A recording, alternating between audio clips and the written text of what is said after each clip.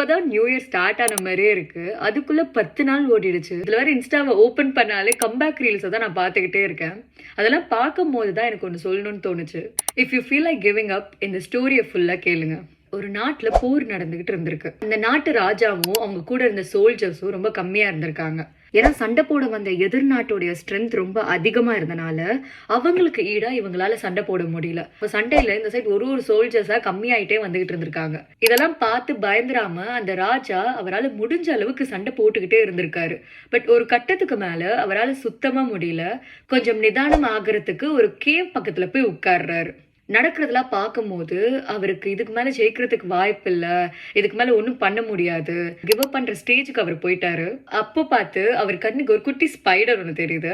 அதோட வெப்ப கட்டுறதுக்கு அது கீழே விழுது, அப்புறம் எந்திரிக்குது, கீழே விழுது, எந்திரிக்குது. ஒரு த்ரெட்டும் அது பொறுமையா சேர்த்து கட்டுது. அது எத்தனை வாட்டி விழுந்தாலுமே திரும்ப எந்திரிச்சு அது உருவாக்குற வரைக்கும் விடாம ட்ரை பண்ணிக்கிட்டே இருந்துச்சு. இதெல்லாம் பார்த்த அந்த ராஜா ஒரு ஸ்பைடருக்கு இவ்வளவு வில் பவர் இருக்கும் போது நம்மளுக்கு என்னன்னு ரியலைஸ் பண்ணி எதை பத்தியுமே யோசிக்காம யாரையும் எதிர்பார்க்காம சண்டை போட போயிருக்காரு. ஸோ இந்த இயர்ல என்ன வேணா பண்ணுங்க, கிவ் அப் மட்டும் பண்ணிடாதீங்க. இந்த வீடியோ உங்களுக்கு பிடிச்சிருந்தா என் பேஜை மறக்காம ஃபாலோ பண்ணுங்க.